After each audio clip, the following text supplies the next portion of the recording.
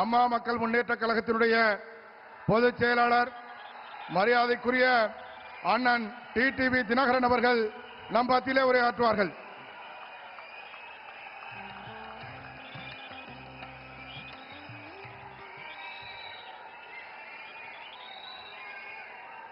தமிழ்நாட்டின் மத்திய பகுதியாகிய திருச்சி மாநகரில் இங்கே அலைகடல் என திறந்திருக்கின்ற இந்த தமிழர்கள் கூட்டத்திற்கு மாண்புமிகு பிரதமர் அவர்கள் வருகை புரிந்திருக்கின்றார்கள். கடந்த 10 நாட்களுக்கு முன்பு மதுரையில் பாண்டிய நாட்டின் தலைநகரில் வைகைக்கரை ஓரத்தில் அன்றைக்கு மாண்புமிகு பிரதமர் அவர்கள் நம்மோடு மதுரை மண்டல மக்களை சந்தித்துவிட்டு சென்றார்கள். இன்றைக்கு சோழ வளநாட்டை வாழ்கின்ற தமிழ் கூறும் நன்மக்களை சந்திப்பதற்கு இங்கே திருச்சி மாநகரிலே வருகை புரிந்திருக்கின்றார்கள். தமிழ்நாட்டின் முதலமைச்சர் எல்லா கூட்டங்களிலும் சொல்லிக் கொண்டிருக்கிறார், எல்லா பேட்டிகளிலும் சொல்லிக் கொண்டிருக்கிறார், இது தமிழ்நாட்டிற்கும் டெல்லிக்குமான தேர்தல் என்று.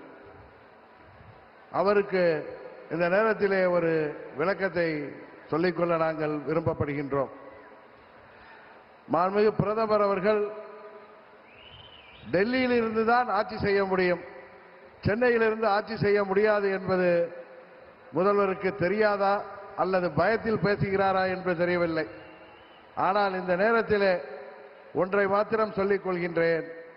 மாண்புமிகு பிரதமர் அவர்கள் டெல்லியிலிருந்து ஆட்சி செய்தாலும் அவர் குஜராத்தை சேர்ந்தவர். குஜராத் என்பது தமிழ்நாட்டோடு பல ஆயிரம் ஆண்டுகளுக்கு முன்பே தொடர்புடைய ஒரு பிரதேசம். இன்னும் சொல்ல போனால் சங்க காலத்தில் 2ஆம் சங்க காலத்திற்கு முன்பே 5000 ஆண்டுகளுக்கு முன்பே குஜராத்திலே நமது வேளிர்கள் ஆட்சி, திராவிட குஜராத்தாக திராவிடர் ஆட்சி நடைபெற்ற பகுதி. அந்த பகுதியில் துவாரகா என்கிற பட்டினம் எல்லோருக்கும் தெரியும். துவாரகா என்பது பல நமது சங்க இலக்கியங்களிலே, குறிப்பாக புறநானூற்றிலே அது துவரை என்ற பெயரிலே குறிக்கப்படுகிறது. அந்த துவரையை அன்றைக்கு வேளிர், தமிழ் பேசும் வேளிர்கள், திராவிடர்கள் ஆட்சி செய்தார்கள். அங்கிருந்து அவர்கள் 1500 ஆண்டுகளுக்கு பிறகு தமிழ்நாட்டிலே வந்து வேளிர் மன்னர்களாக ஆட்சி செய்தார்கள். நாம் எல்லாம் பெரிதும் போற்றுகின்ற பாரி வள்ளல், வேல் பாரி என்று அழைக்கப்படுகிறாரே, அவர் வேளிர் அம்சம்தான். அதுபோல தகட்டூரை தலைநகராக கொண்டு ஆட்சி செய்த அதிகமானவர்களும் வேளிர் வம்சம்தான். அந்த வேளிர்கள் அன்றைக்கு 5000 ஆண்டுகளுக்கு முன்பே அங்கே குஜராத்திலே துவாரகா பகுதியிலே ஆட்சி செய்தவர்கள். அந்த பகுதியிலிருந்து நமது பாரத பிரதமர் அவர்கள் இன்றைக்கு தமிழ்நாட்டிற்கு வந்திருக்கிறார். அதுவும் சொல்ல போனால் 2வது தமிழ் சங்கம் அன்றைக்கு கபாடபுரத்திலே நடந்ததாக நக்கீரர் போன்ற பல்வேறு புலவர்கள் தங்கள் உரையிலே சொல்லியிருக்கின்றார்கள். பல்வேறு புத்தகங்களிலே, பல்வேறு காப்பியங்களிலே அது குறிப்பிடப்பட்டிருக்கின்றது. அந்த கபாடபுரத்திலே துவரை கோமானாக அன்றைக்கு அதில் தலைமை தாங்கிய மாண்புமிகு மோடி அவர்கள் இன்றைக்கு தமிழ்நாட்டிலே இன்றைக்கு நடைபெற்றுக் கொண்டிருக்கின்ற இந்த மக்கள் விரோத திமுக ஆட்சியை வீழ்த்துவதற்கு இங்கே துவரை கோமானாக நம்மிடம் வந்திருக்கின்றார். அதனால்தான் சொல்கிறேன், தமிழ்நாட்டிற்கும் மாண்புமிகு பிரதமர் அவர்களுக்கும் உள்ள தொடர்பு பல ஆயிரம் ஆண்டுகளுக்கு முன்பான தொடர்பு. அதனால்தான் அன்றைக்கு தமிழ் சங்கத்தை தொடங்கி வைத்தவர், காசியிலே தமிழ் சங்கமத்தை தொடங்கி வைத்தார்கள். இன்றைக்கு தமிழ்நாட்டிலே தமிழர்களின் சங்கமத்திலே நம்மோடு கலந்து கொண்டிருக்கிறார்கள். அதனால்தான் பிரதமர் மோடி அவர்களுக்கும் தமிழ்நாட்டுக்கும் உள்ள உறவு என்பது தொப்புள் கொடி உறவு என்பதை இந்த நேரத்திலே நான் தெரியப்படுத்திக் கொள்கின்றேன். இன்றைக்கு அவருக்கு துணையாக, மாண்புமிகு பிரதமர் அவர்களுக்கு துணையாக தமிழ்நாட்டிலே நமது தேசிய ஜனநாயக கூட்டணியின் தலைமையேற்றிருக்கின்ற பச்சை தமிழர் அருமை அண்ணன் EPS அவர்களும், அதுபோல பாட்டாளி மக்களின் கட்சியின் தலைவர் அன்பு நண்பர் டாக்டர் அன்புமணி ராமதாஸ் அவர்களும் தமிழ் மாநில காங்கிரஸ் கட்சியின் தலைவர் அருமை சகோதரர் ஜி.கே. வாசன் அவர்களும் இங்கே மற்றும் நமது தேசிய ஜனநாயக கூட்டணியைச் சேர்ந்த அனைத்து தலைவர்களும் இங்கே வருகை புரிந்திருக்கின்றார்கள். இந்த நேரத்தில் இங்கே கூடியிருக்கின்ற இந்த தேசிய ஜனநாயக கூட்டணியைச் சேர்ந்த நிர்வாகிகளும் தொண்டர்களும் திருச்சி மாநகரிலே இங்கே அம்மா அவர்களின் சொந்த பூமியான ஸ்ரீரங்கம் அமைந்திருக்கின்ற இந்த பகுதியிலே நாம் எடுத்துக்கொள்ள வேண்டிய சபதம், தமிழ்நாட்டிலே இருக்கின்ற இந்த மக்கள் விரோத, மக்களை ஏமாற்றுகின்ற இந்த தீய சக்தி, இந்த ஊழல் ஆட்சி, திமுக ஆட்சியை முடிவுக்கு கொண்டு வந்து மீண்டும் அம்மா அவர்களின் ஆட்சியை மீண்டும் தமிழ்நாட்டிலே தேசிய ஜனநாயக கூட்டணியின் ஆட்சியாக உருவாக்க நாம் அனைவரும் உழைத்திட வேண்டும் என்று பணிவன்போடு கேட்டு விடைபெறுகிறேன். நன்றி, வணக்கம். அடுத்து சிறப்புரையாற்ற பாட்டாளி மக்கள் கட்சியினுடைய தலைவர் மரியாதைக்குரிய அண்ணன் ஐயா டாக்டர் அன்புமணி அவர்களை அழைக்கின்றோம்.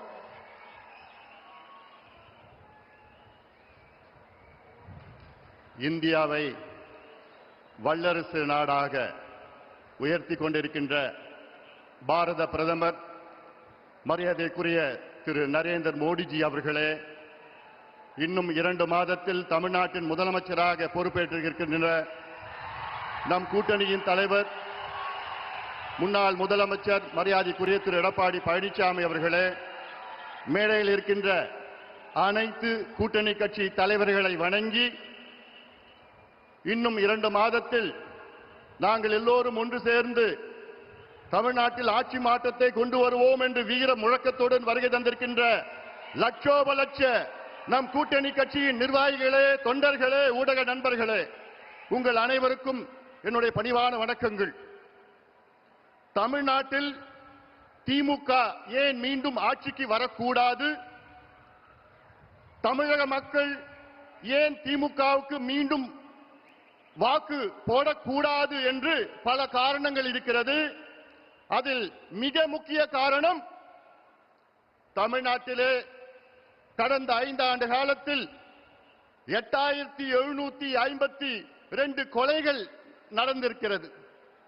அதாவது சொல்ல போனால் இந்தியாவிலேயே அதிக கொலைகள் நடந்த மாநிலம் தமிழ்நாடு. இந்த 5 ஆண்டு காலத்திலே நான் எண்ணிக்கையில் சொல்லவில்லை, மக்கள் தொகை அடிப்படையிலே பெர் கேபிட்டா. அதில் 1977 கொலைகள் பெண்களை கொலை செய்திருக்கின்றார்கள். அதில் 361 குழந்தைகளை கொலை செய்திருக்கிறார்கள். அதில் 38 பெண் குழந்தைகளை கொடூரமான முறையிலே பாலியல் வன்கொடுமை செய்து கொலை செய்திருக்கின்றார்கள். எப்படிப்பட்ட தமிழகம் என்று, எந்த நிலைக்கு இருக்கிறது என்று தமிழக மக்கள் எண்ணி பார்க்க வேண்டும். இதற்கெல்லாம் காரணம் முதலமைச்சர் ஸ்டாலின் அவர்கள். திமுக அரசு தமிழ்நாட்டிலே மதுவை விற்கவில்லை, மதுவை திணித்துக் கொண்டிருக்கின்றார்கள். இந்தியாவிலேயே அதிக மது விற்கின்ற மாநிலம் தமிழ்நாடு, பெர் கேபிட்டா கன்சம்ஷன். இந்தியாவிலேயே மதுவால் அதிக சாலை விபத்துக்கள் நடக்கின்ற மாநிலம் தமிழ்நாடு. இந்தியாவிலேயே அதிக மக்களுக்கு மதுவால் கல்லீரல் பிரச்சனை, liver problem, cirrhosis of liver, fatty liver இருக்கின்ற மாநிலம் தமிழ்நாடு. அதை பற்றி எந்த கவலை, எந்த அக்கறை இல்லாத ஒரு முதலமைச்சர் ஸ்டாலின் அவர்கள். கடந்த 5 ஆண்டு காலத்தில் இந்தியாவிலே பெண்களுக்கு எதிரான குற்றங்கள் 44,000 குற்றங்கள். அதில் 2200 குற்றங்கள் பாலியல் வன்கொடுமை குற்றங்கள். நினைத்து பாருங்கள்.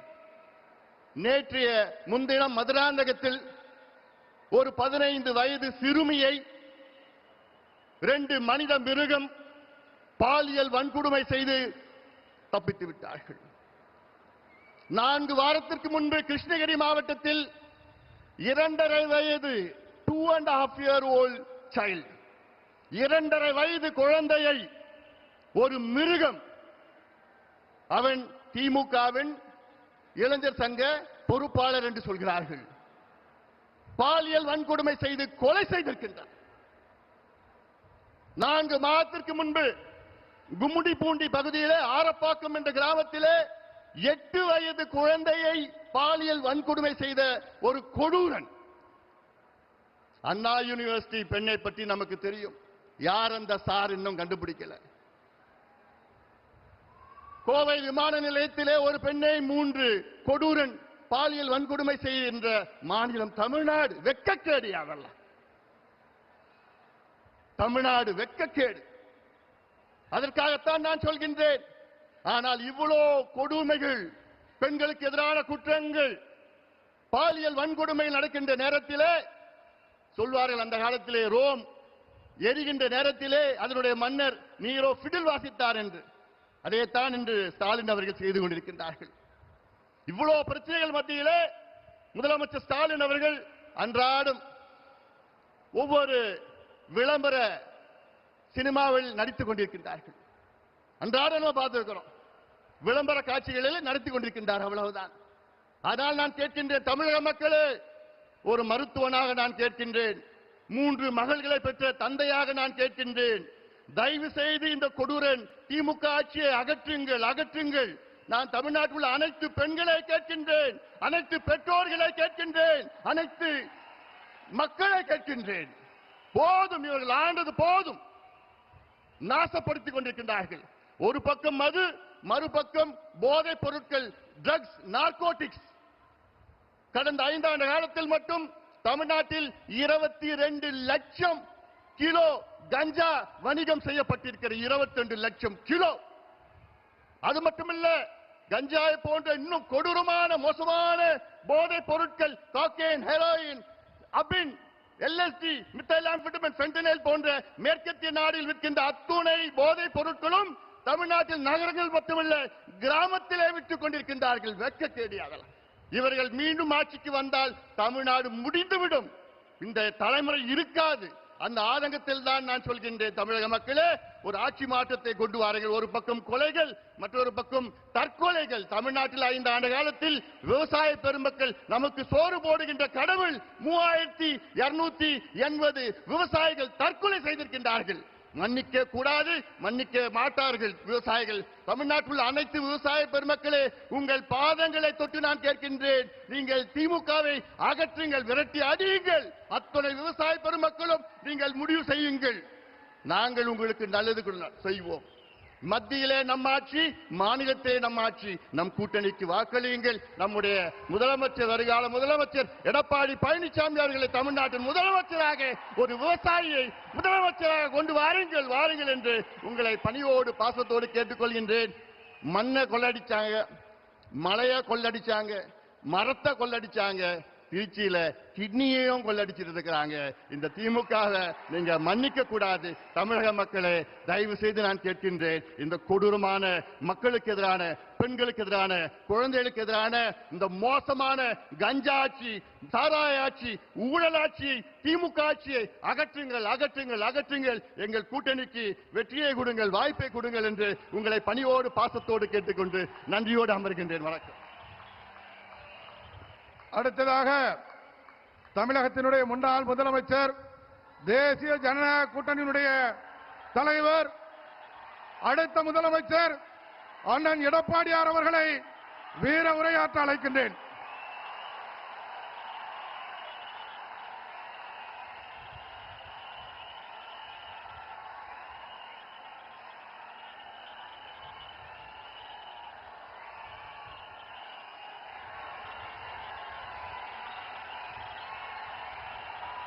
பொன்மனச்செம்மல் புரட்சி தலைவர் எம்ஜிஆர் அவர்களையும், இதேதையும் புரட்சி தலைவி அம்மா அவர்களையும் வணங்கி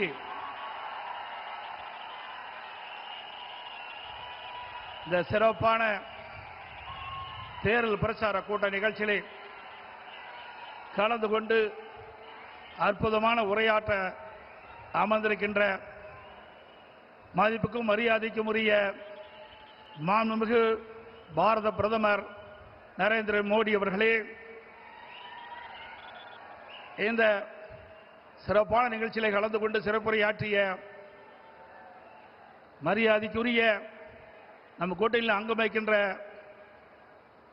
டாக்டர் அன்புமணி ராமதாஸ் அவர்களே, மரியாதைக்குரிய திரு டிடிவி தினகரன் அவர்களே, மரியாதைக்குரிய திரு வாசன் அவர்களே, மத்திய அமைச்சர் பெருமக்களே, பாரதிய ஜனதா கட்சியினுடைய தலைவர்களே, மேடையிலே வீட்டுகின்ற கூட்டணி கட்சியினுடைய தலைவர்களே, அனைத்து இந்திய அண்ணா திராவிட முன்னேற்ற கழகத்தினுடைய தலைமை கழக நிர்வாகிகளே, மாவட்ட கழக செயலாளர்களே, வாரியிலிருந்து சிறப்பித்துக் கொண்டிருக்கின்ற அனைத்து இந்திய அண்ணா திராவிட முன்னேற்ற கழகத்திலே பல்வேறு பொறுப்புகளை வைக்கின்ற நிர்வாகிகளே, கூட்டணி கட்சி சேர்ந்த நிர்வாகிகளே, தொண்டர்களே, கழக உடன்பிறப்புகளே, பெரியோர்களே, தாய்மார்களே, பத்திரிகையாளர் ஊடகங்களே, அனைவருக்கும் என்னுடைய முதற்கண் நன்றி கலந்த வணக்கம்.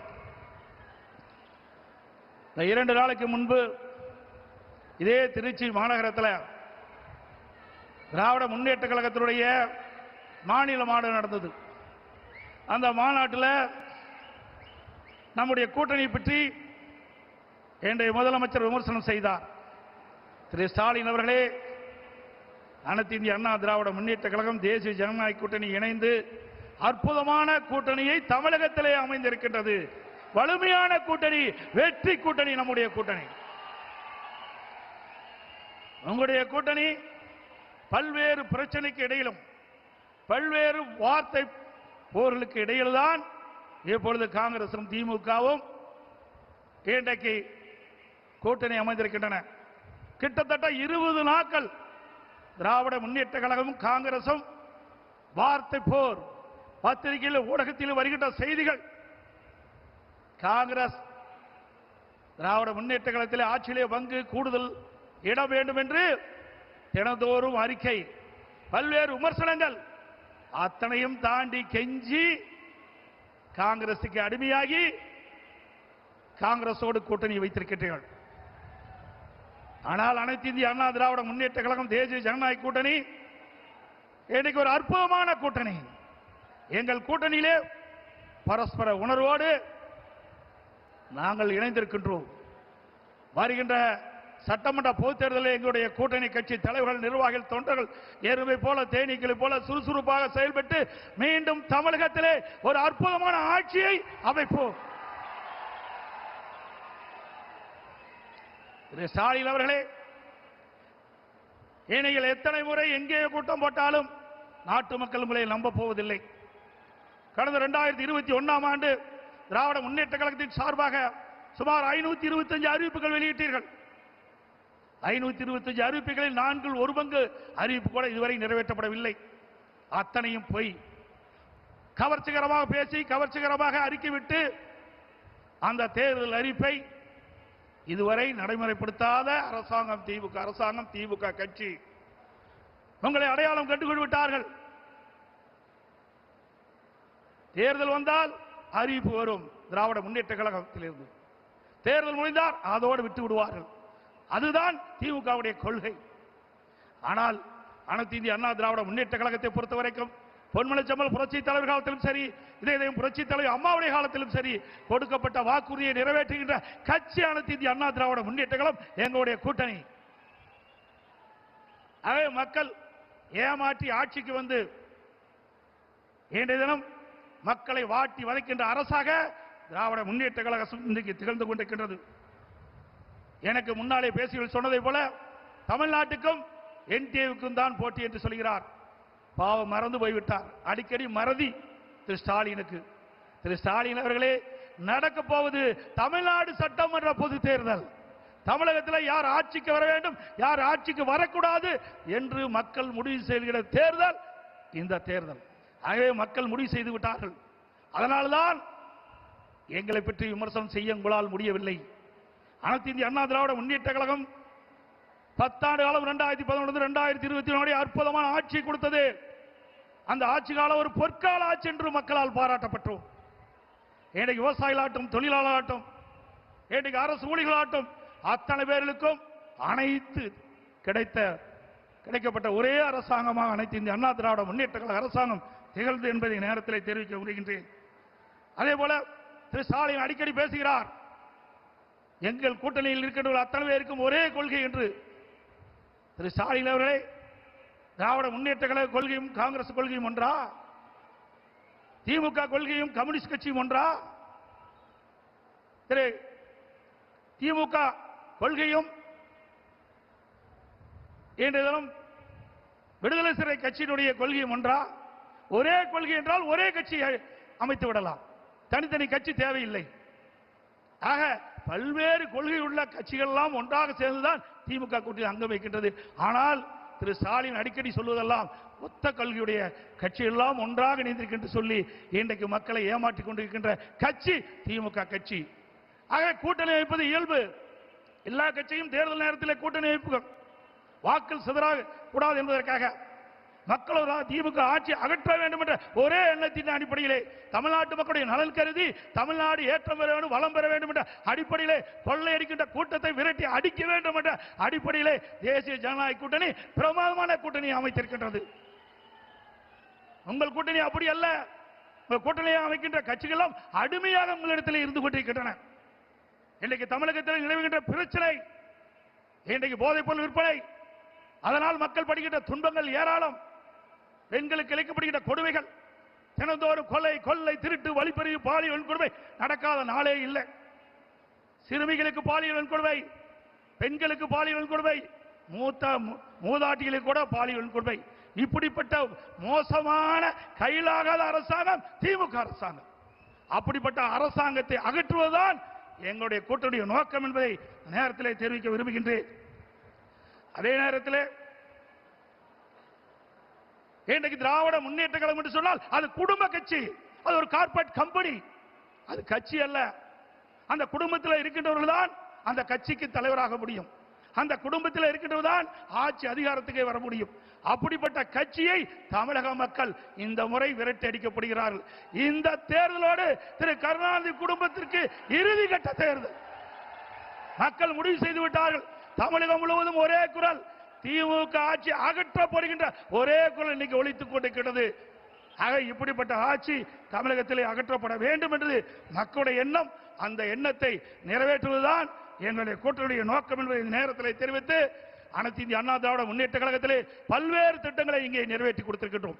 இந்த டெல்டா மாவட்டம் பொன் விளைகின்ற பூமி, அப்படிப்பட்ட விளை நிலங்களை திரு ஸ்டாலின் அவர்கள் துணை முதலமைச்சர் இருந்த காலகட்டத்திலே விவசாய நிலங்களை அபகரிக்கின்ற விதமாக மீத்தேன் ஹைட்ரோ கார்பன் திட்டத்திற்கு அந்த புரிந்துணர்வு ஒப்பந்தம் போட்டது திரு ஸ்டாலின் முன்னிலையிலே. விவசாயிகள் பாதிக்கப்படக்கூடாது என்பதற்காக அம்மாவுடைய அரசாங்கம் விவசாய கோரிக்கை ஏற்று மத்திய அரசோடு தொடர்பு கொண்டு அந்த விளைநிலங்களை பாதுகாக்கின்ற விதமாக பாதுகாக்கப்பட்ட வேளாண் மண்டலத்தை கொண்டு வந்து விவசாயிகளை பாதுகாத்த அரசாங்கம் அண்ணா திமுக அரசாங்கம். அதோடு குடிமராமத்து திட்டத்தை கொண்டது ஏரி, குளம், குட்டைகள் எல்லாம் அனைத்தும் சீர்வு செய்யப்பட்டு பெய்கின்ற மழைநீர் முழுவதும் சேமித்து வைத்தோம். அங்கங்கே தடுப்பணைகள் கட்டப்பட்டோம். ஆதனூர், குமாரமங்கலம், நஞ்சை போலே தடுப்பணை கட்டப்பட்டது, முக்கம்பிலே தடுப்பணை கட்டப்பட்டது. அதே போல காவிரி குண்டாறு அற்புதமான திட்டம். வறண்ட பகுதியில் இருக்கின்ற நிலங்கள் எல்லாம் செழிப்பாக வளமாக இருக்க வேண்டும் என்பதற்காக, அந்த பகுதியில் நிலத்தடி நீர் உயர வேண்டும் என்பதற்காக காவிரி குண்டாறு திட்டத்தை கொண்டு வந்தோம். அந்த திட்டத்தையும் முடக்கிய அரசாங்கம் தான் விடியா திமுக அரசு. அதோடு பாரத பிரதமர் அவரிடத்திலே, மரியாதைக்குரிய நரேந்திர மோடி அவர்களிடத்திலே நான் முதலமைச்சராக இருந்த பொழுது ஒரு திட்டத்தை நிறைவேற்ற வேண்டும் என்று அவரிடத்திலே கோரிக்கை வைத்து அவரும் ஏற்றுக்கொண்டார். அதற்கு நடந்தாய் வாழி காவிரி திட்டம் என்ற அற்புதமான திட்டம். மேட்டூர் அணையிலிருந்து வெளியேறுகின்ற நீர் கடலிலே கலக்கின்ற வரை அந்த நதியின் கரை ஓரமாக இருக்கின்ற கழிவு நீர் அந்த நதியிலே கலந்து மாசுபடுகின்றது. அந்த நீரை சுத்தமான நீராக மக்கள் பருக வேண்டும், விவசாயத்துக்கு சுத்தமான நீராக பாய்ச்ச வேண்டும் என்ற அடிப்படையிலே அவரிடத்திலே கோரிக்கை வைத்தேன். அவரும் ஏற்றுக்கொண்டு அன்றைய தினம் 2 அவைகள் கூட்டுக்குழு கூட்டத்திலே மேதகு குடியரசுத் தலைவர் உரையிலே இடம்பெற செய்து 2024ஆம் ஆண்டு அதற்கு வடிவம் கொடுத்தார் பாரத பிரதமர் அவர்கள். அவருக்கு நன்றியை இந்த நேரத்தில் தெரிவித்துக் கொள்கிறேன். சுமார் 11,250 கோடி நடந்தாய் வாழி காவிரி திட்டத்திற்கு மத்திய அரசு அனுமதி கொடுத்தது 2024ஆம் ஆண்டு கொள்கை விளக்க குறிப்பிலே இடம்பெற்றிருக்கிறது தமிழ்நாடு அரசிலே. ஆனால் இதுவரை அதை நிறைவேற்றப்படவில்லை. அது அனைத்து இந்திய அண்ணா திராவிட முன்னேற்ற கழக ஆட்சியிலே கொண்டு வரப்பட்ட திட்டம், மத்திய அரசு அனுமதிக்கப்பட்ட திட்டம் என்ற ஒரே காரணத்திற்காக இன்று தினம் முடக்கி வைத்திருக்கின்றார்கள். மீண்டும் உங்களுடைய பேர் ஆதரவால் நம்முடைய கூட்டணி அதிக இடங்களிலே வெற்றி பெற்று அனைத்து இந்திய அண்ணா திராவிட ஆட்சி அமைக்கும். அப்பொழுது நடந்தாய் வாழி காவிரி திட்டம் நிறைவேற்றப்படும் என்று சொல்லி வாய்ப்புக்கு நன்றி கூறி, அதே நேரத்தில் நடைபெறுகின்ற சட்டமன்ற பொதுத் தேர்தலில் தேசிய ஜனநாயக கூட்டணியின் சார்பாக போட்டியிடுகின்ற அத்தனை வேட்பாளருக்கும் பெருவாரியான வாக்குகளை அளித்து அவளை வெற்றி பெற செய்து மீண்டும் அதிமுக ஆட்சி அமைக்க நீங்கள் அத்தனை பேரும் துணையிருக்க வேண்டும் என்று கேட்டு விடைபெறுகின்றேன். நன்றி, வணக்கம். இந்த மேடைக்கு லெப்ட் சைடுல இருக்க லைட் கொஞ்சம் ஒளி கூடுதலா இருக்கு, கொஞ்சம் குறைங்க. அடுத்ததாக நாமெல்லாம் ஆவலோடு எதிர்பார்த்து கொண்டிருக்கக்கூடிய உலகம் போற்றும் உத்தமர், தமிழனின் பெருமையை உலகறிய செய்தவர், இந்திய மக்களின் நம்பிக்கை நட்சத்திரம் பாரத பிரதமர் நரேந்திர மோடி அவர்கள் நம் மத்தியிலே உரையாற்றவர்கள் இருக்கின்றார்கள்.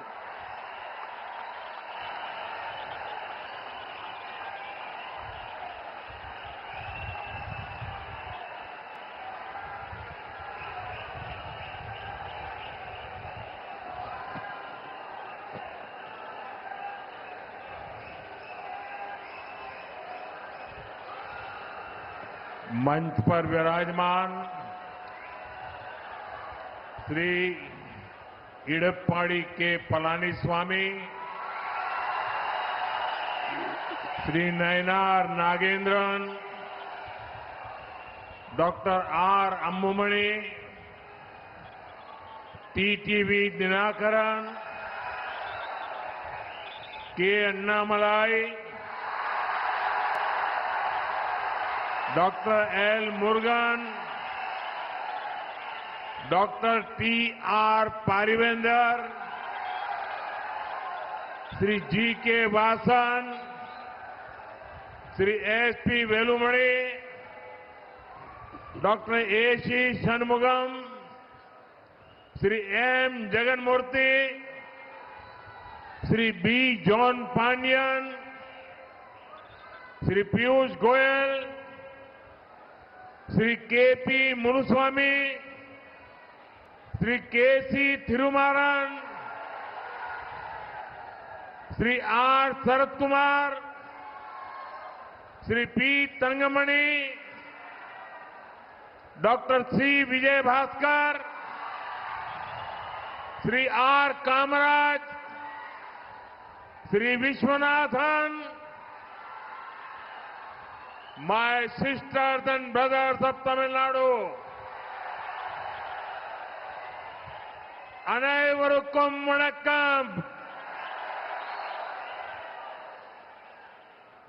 It is a privilege for me to be among you in Tiruchi. I pray to Vinayaka, Malaikottai and Samayapuram Mari Amman to bless us all. I also bow to Sri Ranganath Swami of Srirangam. 2 years ago, I had the good fortune of visiting the Srirangam temple. It was a divine experience. I still remember listening to Kamba Ramayanam in the beautiful Tamil language. தமிழ்நாட்டின் என் சகோதர சகோதரிகளே, உங்கள் அனைவருக்கும் வணக்கம். திருச்சி நகரிலே உங்கள் அனைவருக்கும் இடையே நான் இங்கே இருப்பது எனக்கு பெருமையாக இருக்கிறது. நம் அனைவருக்கும் நல்லாசிகள் அருள நான் எல்லாம் வல்ல மலைக்கோட்டை விநாயக பெருமானிடத்திலும் சமயநல்லூர் மாரியம்மனிடத்திலும் வேண்டிக் கொள்ளுகின்றேன். திருவரங்கத்து கோமான் அரங்கன் தாள் பணிகின்றேன். 2 ஆண்டுகள் முன்பாக அரங்கனுடைய திருவடிகளிலே தலைவணங்கும் நற்பேறு எனக்கு கிடைத்தது. அது ஒரு தெய்வீகமான அனுபவம். அழகு கொஞ்சம் தமிழ் மொழியிலே கம்ப ராமாயணத்தை அன்று நான் கேட்டது இன்றும் என் காதுகளிலே ஒலித்துக் கொண்டிருக்கின்றது. Friends, Tiruchi is a land of courage and faith. It has seen the bravery of the Murdu brothers. I also remember Major M.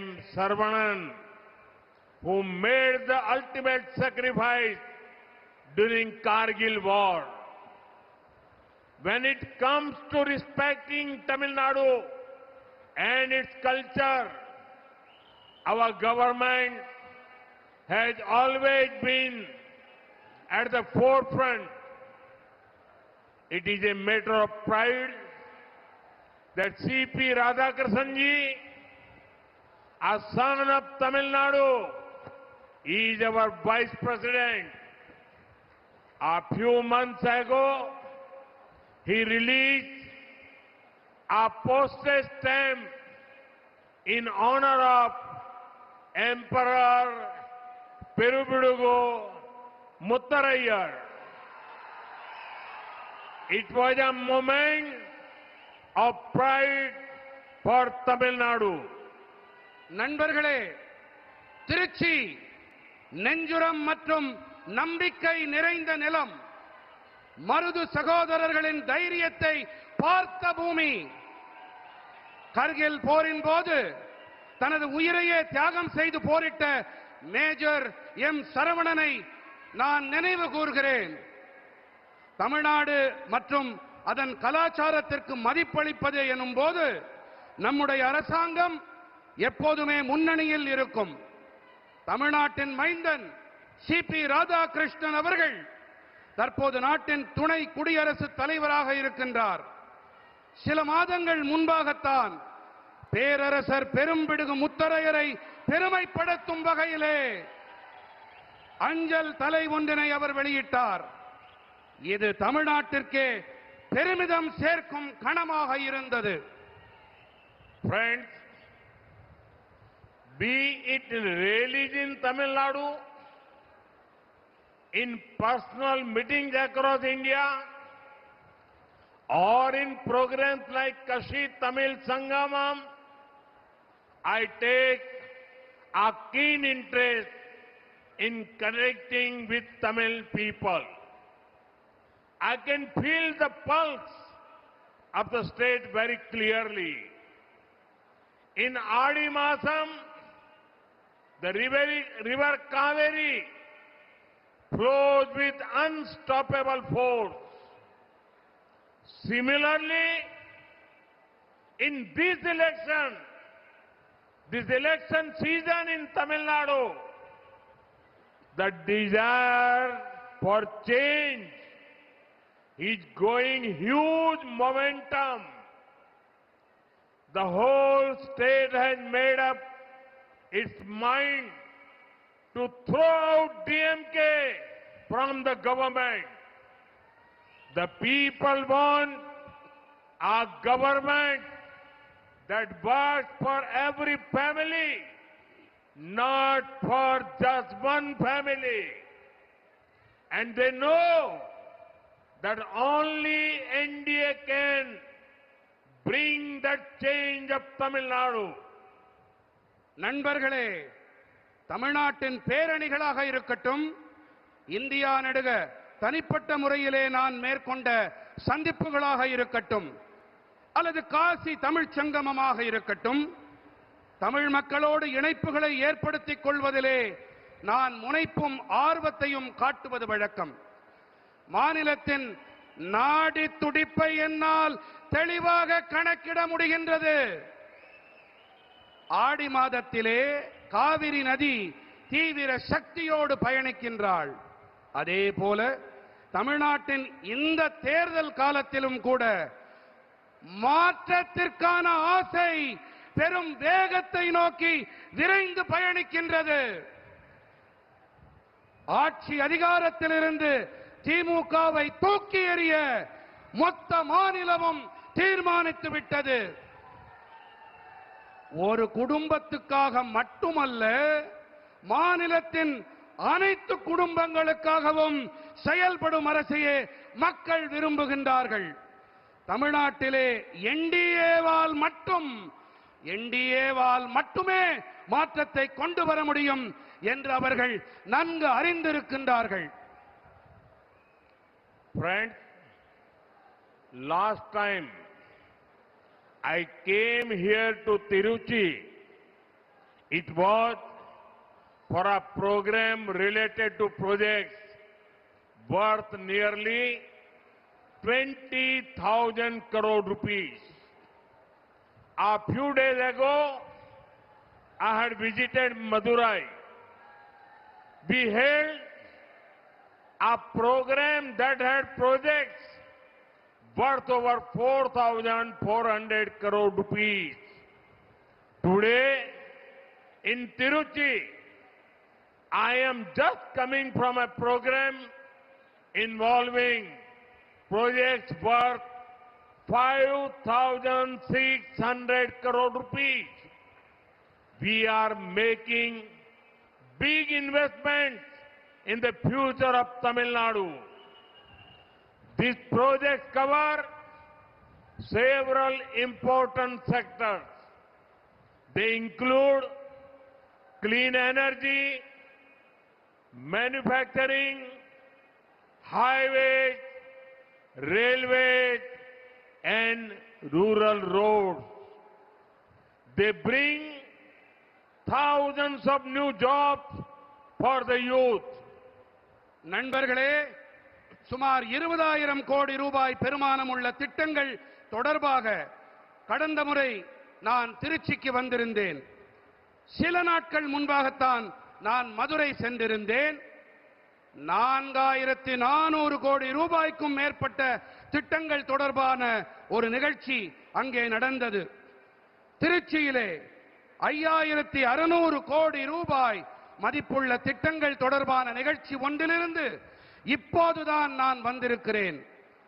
தமிழ்நாட்டின் எதிர்காலம் தொடர்பாக நாம் பெரிய முதலீடுகளை செய்து கொண்டிருக்கின்றோம். இந்த திட்டங்கள் பல முக்கியமான துறைகளுக்கு பயனுடையவையாக இருக்கும். தூய்மையான எரிசக்தி, தயாரிப்பு, நெடுஞ்சாலைகள், ரயில்வே, ஊரக சாலைகள் ஆகியன இவற்றில் அடங்கும். இவற்றால் இளைஞர்களுக்கு ஆயிரக்கணக்கான புதிய வேலை வாய்ப்புகள் உருவாகும். Friends, Tamil Nadu's culture and architecture attracts people from all over the world. Such people do not come only through Chennai. They also fly to places like Tiruchi, which is an international airport. After the new terminal was built by our government in Tiruchi, many people shared their happiness with me. They said it is modern and at the same time fully immersed in the culture of Tamil Nadu. Now we have taken a big decision for the airport of Madurai too. Madurai is home to one of the oldest airports in the state. It is a crucial gateway to southern Tamil Nadu. Now our government has elevated Madurai Airport to international status. By doing so, we are bringing the world to the doorstep of Madurai. This will mean direct flights to and from many important global cities. Thousands of pilgrims, tourists, and business people will find it easier to travel to Madurai. It will also help farmers and businesses to transport their goods across the nation and the world. Madurai Malli flowers picked early morning by a farmer can be on a shelf in Paris or New York by the evening. நண்பர்களே, தமிழ்நாட்டின் கலாச்சாரமும் கட்டிடவியலும் உலகெங்கிலும் இருந்தும் மக்களை கவர்ந்து இழுக்கின்றன. இத்தகைய மக்கள் சென்னை வழியாக மட்டுமே வருவதில்லை, அவர்கள் சர்வதேச விமான நிலையமாக இருக்கும் திருச்சிராப்பள்ளி போன்ற இடங்கள் வழியாகவும் வருகின்றார்கள்.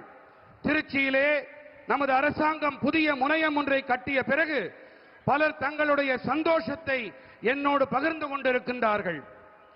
நவீனமாக இருக்கும் அதே வேளையிலே தமிழ்நாட்டின் கலாச்சாரத்தில் தோய்ந்து போயிருப்பதாகவும் அவர்கள் தெரிவித்தார்கள். இப்போது நாம் மதுரை விமான நிலையம் தொடர்பாகவும் ஒரு பெரிய தீர்மானத்தை மேற்கொண்டிருக்கின்றோம். மாநிலத்தின் மிக பழமையான விமான நிலையங்களில் ஒன்று மதுரை. தென் தமிழகத்தின் முக்கியமானதொரு நுழைவாயிலாக விளங்குகிறது மதுரை. இப்போது நமது அரசாங்கம் மதுரை விமான நிலையத்தை சர்வதேச நிலைக்கு உயர்த்தி இருக்கின்றது. இப்படி செய்வதன் வாயிலாக மதுரையின் வாயிற்படிக்கே உலகத்தை நாங்கள் கொண்டு சேர்த்திருக்கின்றோம். இதன் காரணமாக பல முக்கியமான உலக நகரங்களிலிருந்து மதுரைக்கும், மதுரையிலிருந்து அந்த நகரங்களுக்கும் நேரடி விமான போக்குவரத்து உருவாகும். ஆயிரக்கணக்கான யாத்ரீகர்களும் சுற்றுலா பயணிகளும் இதன் விளைவாக வணிகர்களும் மதுரைக்கு செல்வதை சுலபமாக உணர்வார்கள். மேலும் இதன் விளைவாக விவசாயிகளும் வர்த்தகர்களும் தங்கள் பொருட்களை தேசம் நெடுகவும் உலகம் முழுவதும் கொண்டு சேர்க்க முடியும். விவசாயிகளால் காலையில் பறிக்கப்படுகின்ற மதுரை மல்லி பாரிஸ் நகர் அல்லது நியூயார்க் நகரின் கடைகளுக்கு அன்று மாலைக்குள் கொண்டு சேர்க்கப்படும். Friends, for the NDA government, Tamil Nadu's progress is extremely important. Since 2014, the central government has given about 3 lakh crore rupees through devolution alone. This is many times more than the amount sent during the earlier Congress DMK government. Infrastructure funding to Tamil Nadu has tripled in the last decade compared to the decade before that. The NDA government has spent nearly 57,000 crore rupees on national highways in the state. This is more than 4 times the amount spent by the Congress DMK government between 2004 and 2014. We have invested almost 8,000 crore rupees in building rural roads in Tamil Nadu. This is 3 times more than the Congress DMK government's investment in that 10 years. நண்பர்களே, NDA அரசாங்கத்தை பொறுத்தமட்டிலே தமிழ்நாட்டின் முன்னேற்றம் என்பது மிகவும் முக்கியமானது. 2014ஆம் ஆண்டு தொடங்கி 3 லட்சம் கோடி ரூபாய் நிதி பகிர்வு செய்யப்பட்டிருக்கின்றது. இது கடந்த காங்கிரஸ் திமுக அரசாங்கம் அளித்த நிதியை விட பல மடங்கு அதிகம். கடந்த 10 ஆண்டிலே உள்கட்டமைப்பு நிதிக்கு அதற்கு முந்தைய 10 ஆண்டில் ஒதுக்கப்பட்ட நிதியை விட 3 மடங்கு அதிகமாகி இருக்கின்றது. மாநிலத்தின் தேசிய நெடுஞ்சாலைகளுக்கு சுமார் 57,000 கோடி ரூபாயை என்டிஏ அரசாங்கம் செலவு செய்திருக்கின்றது. 2004-2014ஆம் ஆண்டு காலத்திலே காங்கிரஸ் திமுக அரசாங்கம் செலவு செய்த தொகையை விட இது 4 மடங்கு அதிகமானது.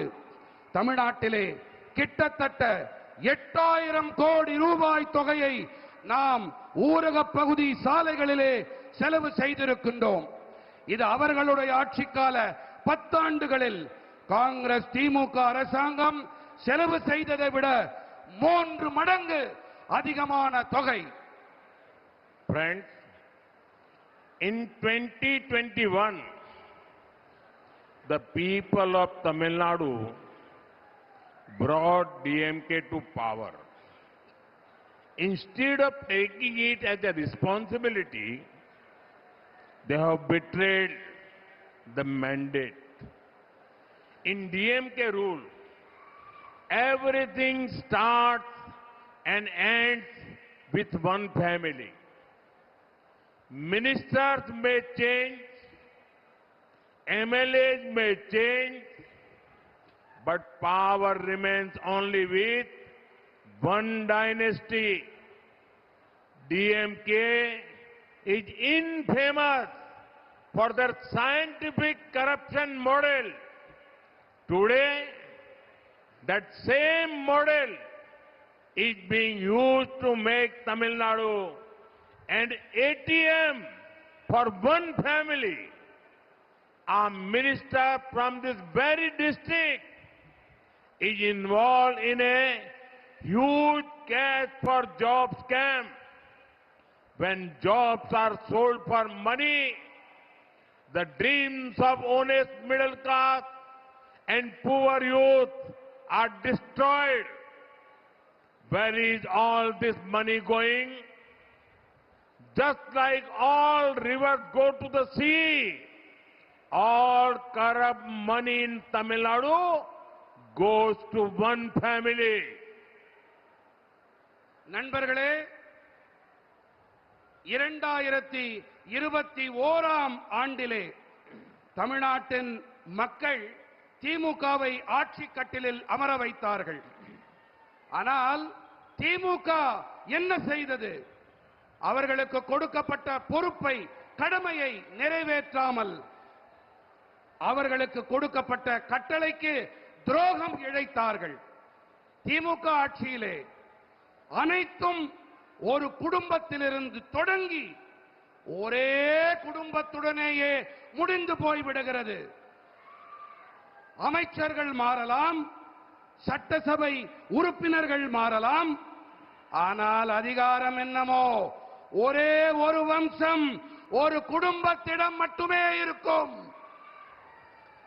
விஞ்ஞான ரீதியான ஊழல், அந்த மாதிரிக்கு பெயர் போனது திமுக. இன்றைக்கு இந்த மாடல் தான், இந்த மாதிரி தான் ஒரே ஒரு குடும்பத்தின் ஏடிஎம் ஆக தமிழ்நாட்டை மாற்றி இருக்கிறது. இதே மாவட்டத்தைச் சேர்ந்த ஒரு அமைச்சர் வேலை வாங்கி தருவதாக சொல்லி பணம் பெற்று பெரிய மோசடியிலே சிக்கியிருக்கிறார். வேலைகள் பணத்துக்காக விற்கப்படும் போது நேர்மையான நடுத்தர வர்க்கம் மற்றும் ஏழை இளைஞர்களின் கனவுகள் நாசமாகி போகின்றன. இந்த பணமெல்லாம் எங்கே போகிறது?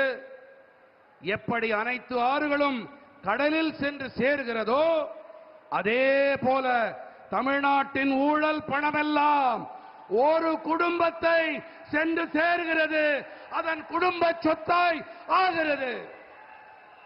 Friends,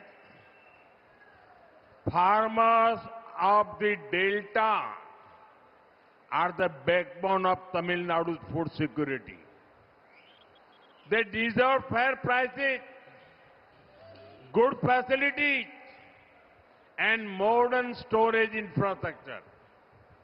DMK promised to create grain warehouses, but today farmers are searching for these warehouses which are nowhere to be found. Similarly, remember that DMK had promised big increase in MSP for paddy. Farmers are asking, what happened to these promises? Illegal sand mining is destroying rivers and threatening the environment. Yet, those responsible for it continue to enjoy protection of DMK. நண்பர்களே, தமிழ்நாட்டின் உணவு பாதுகாப்பிற்கு delta பகுதி விவசாயிகள் தான் முதுகெலும்பாக இருக்கின்றார்கள். நியாயமான விலைகள், நல்ல வசதிகள், நவீன சேமிப்பு கட்டமைப்பு ஆகியவற்றுக்கு உரித்தானவர்கள் அவர்கள். தானிய சேமிப்பு கிடங்குகளை உருவாக்குவோம் என்பதே திமுகவின் வாக்குறுதியாக இருந்தது. ஆனால் இன்றோ விவசாயிகள் எல்லாம் இந்த சேமிப்பு கிடங்குகள் எங்கே எங்கே என்று தேடிக்கொண்டிருக்கின்றார்கள். ஆனால் இவை எங்கு தேடியும் கிடைக்கவில்லை. இதே போல நெல்லுக்கு கொடுக்கப்படும் குறைந்தபட்ச ஆதரவு விலை அதிக அளவில் உயர்த்தப்படும் என்று திமுக வாக்களித்தார்களே, நினைவிருக்கிறதா? நீங்கள் சத்தியம் செய்து கொடுத்த அந்த வாக்குறுதிகள் என்னானது என்று விவசாயிகள் கேட்கின்றார்கள். சட்டவிரோதமாக மணல் அள்ளப்படுவதால் ஆறுகள் நாசமாகின்றன, சுற்றுச்சூழலுக்கும் அச்சுறுத்தல் ஏற்படுகின்றது. ஆனாலும் இவற்றுக்கு காரணமாக இருப்பவர்களுக்கு திமுகவின் பாதுகாப்பு கவசம் இருக்கின்றது. Friends, for DMK, politics is about people's welfare. They have delayed the scheme to build houses for the rural poor because they are afraid that people will credit the central government for it. We have big plans for the progress of Tamil Nadu. For example, we have made the state a part of the rare earth corridor. We have proposed Bengaluru, Chennai and Chennai, Hyderabad bullet train corridors. Such projects will take the state on the next level of growth in terms of connectivity and manufacturing.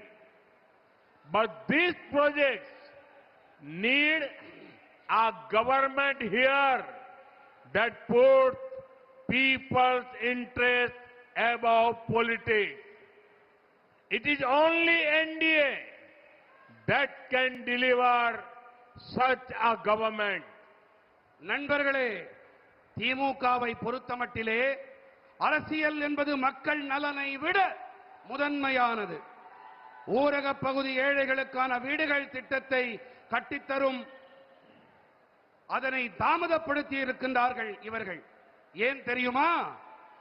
மக்கள் மத்திய அரசாங்கத்தை பாராட்டி விடுவார்களே என்ற பயம்தான் இதற்கு காரணம். தமிழ்நாட்டின் வளர்ச்சிக்கென நாம் பெரிய திட்டங்களை வைத்திருக்கின்றோம்.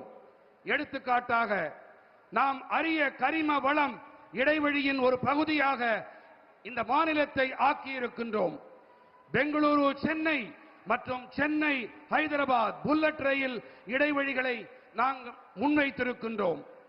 இத்தகைய திட்டங்கள் இணைப்பு திறன் மற்றும் தயாரிப்பு தொழில்களில் வளர்ச்சியின் அடுத்த கட்டத்திற்கு நம்முடைய தமிழ்நாட்டை கொண்டு செல்லும்.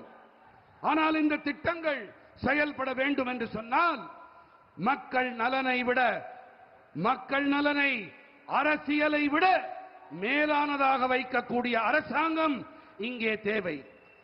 என்டிஏவால் மட்டும்தான் அத்தகையதொரு அரசாங்கத்தை அளிக்க முடியும். Friends, just a few days ago, the world was celebrating International Women's Day. When it comes to respecting women, our work speaks for itself. We brought the Jan Dhan scheme, which opened over 57 crore bank accounts across the nation. Over 32 crore of these banks' accounts belongs to women. Under the Mudra Yojana, we have given lakhs of crores worth loans to small entrepreneurs. Over 16 lakh crore rupees have been given to women entrepreneurs. Similarly, We have sanctioned around 4 crore rural houses for poor people under the PM Awas Yojana Rural. Out of this, almost 3 crore homes are solely or jointly owned by women.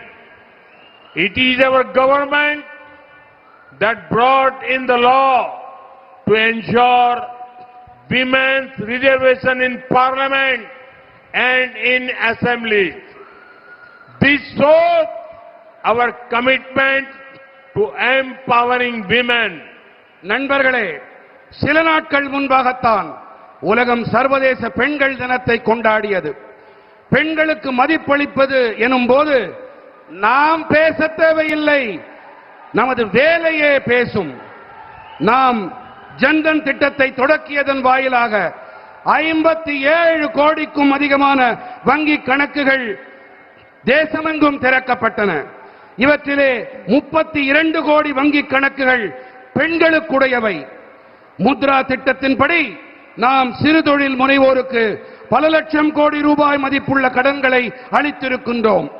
கிட்டத்தட்ட 16 லட்சம் கோடி ரூபாய் பெண் தொழில் முனைவோருக்கு கொடுக்கப்பட்டிருக்கின்றது. அதே போல பிரதம மந்திரி ஊரக பகுதி வாழ் மக்களுக்கு இலவச வீடு கட்டித் தரும் திட்டத்தின்படி சுமார் 4 கோடி ஊரக பகுதி ஏழைகளுக்கான வீடுகளுக்கு ஒப்புதல் அளிக்கப்பட்டிருக்கின்றது. இவற்றிலே கிட்டத்தட்ட 3 கோடி வீடுகளுக்கு கூட்டாகவோ தனியாகவோ பெண்கள் சொந்தக்காரர்களாக இருக்கின்றார்கள்.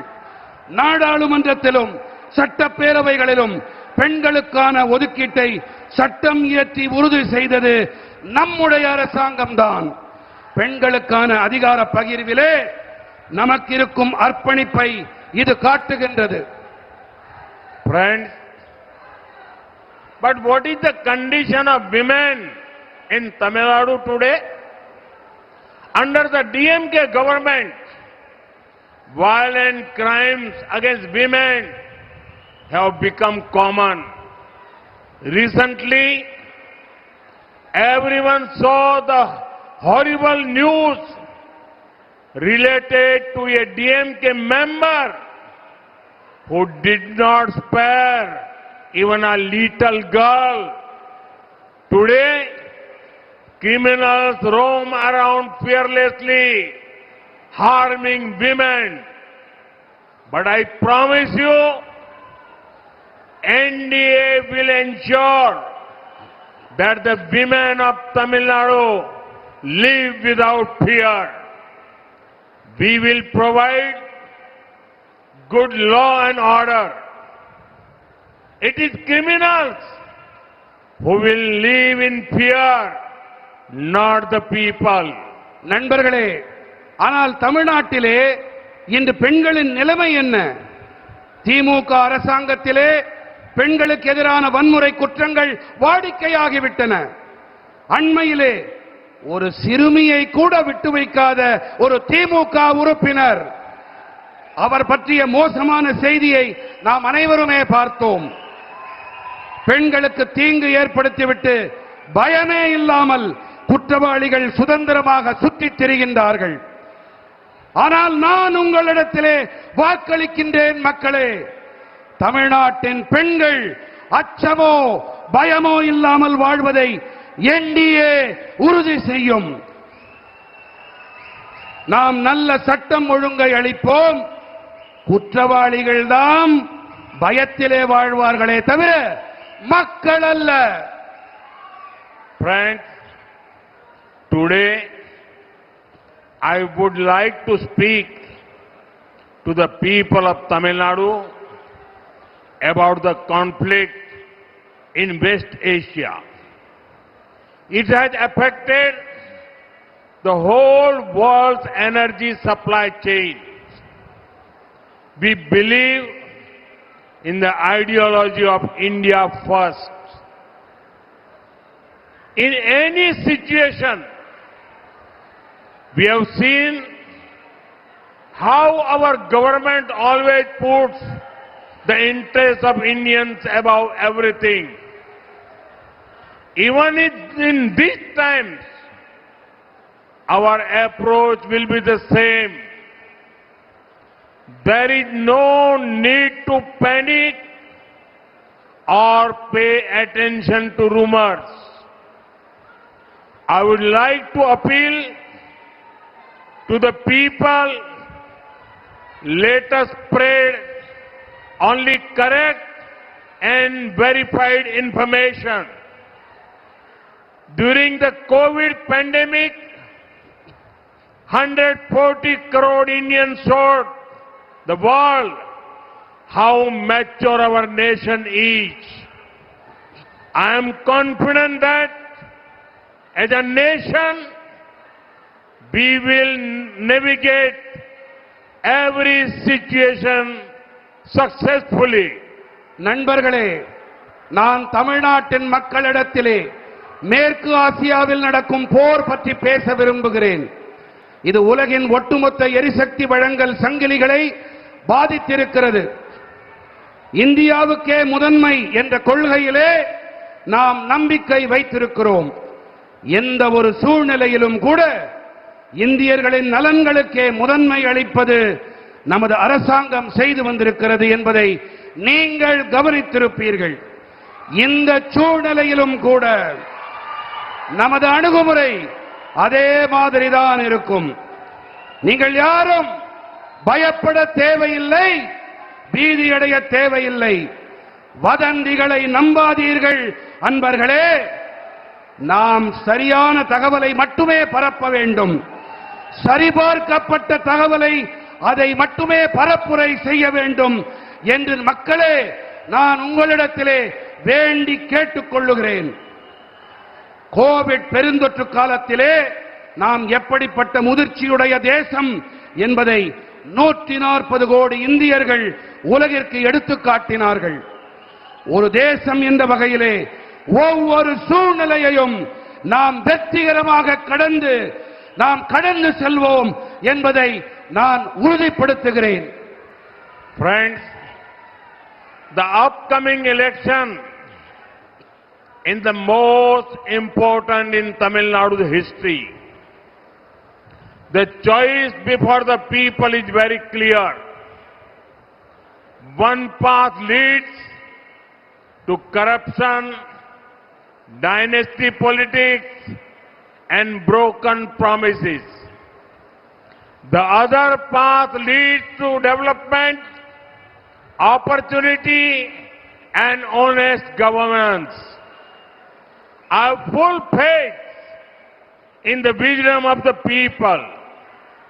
Together, we will build a Tamil Nadu that is prosperous. Together, we will build an India that is developed. Let your voice from Tiruchi echo across the state.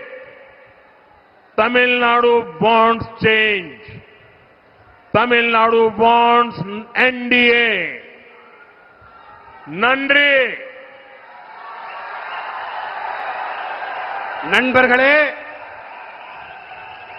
தமிழ்நாட்டின் வரலாற்றிலே வரவிருக்கும் சட்டப்பேரவை தேர்தல் என்பது மிகவும் முக்கியமானது. மக்கள் முன்பாக இருக்கும் தேர்வு தெளிவாக இருக்கின்றது. ஊழல், வம்சாவழி அரசியல், பொய்யான வாக்குறுதிகளை நோக்கி ஒரு பாதை, வளர்ச்சி வாய்ப்பு, நாணயமான ஆளுகை ஆகியவற்றை நோக்கி இன்னொரு பாதை அழைத்துச் செல்லுகிறது. மக்களிடம் ஆழமான அறிவு இருக்கின்றது. அதன் மேல் எனக்கு மிகுந்த நம்பிக்கை இருக்கின்றது. நாம் அனைவரும் இணைந்து வளமான தமிழகத்தை உருவாக்குவோம். நாம் அனைவரும் இணைந்து வளர்ச்சியடைந்த பாரதத்தை உருவாக்குவோம். திருச்சி மக்களே, உங்கள் குரல் மாநிலமெங்கும் எதிரொலிக்க வேண்டும். தமிழ்நாடு மாற்றத்தை விரும்புகிறது. தமிழ்நாடு என்டிஏவை விரும்புகின்றது. நன்றி.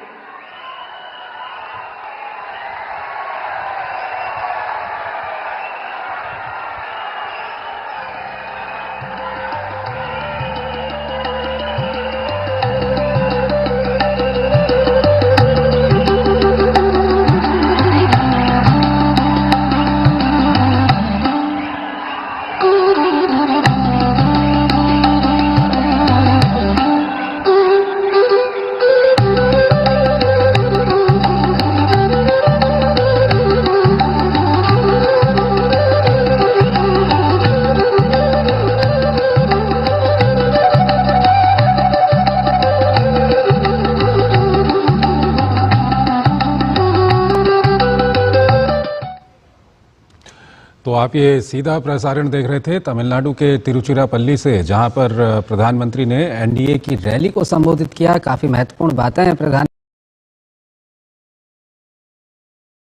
The interview question that decides everything.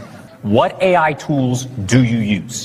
If you say Chat GPT, you're done. Stop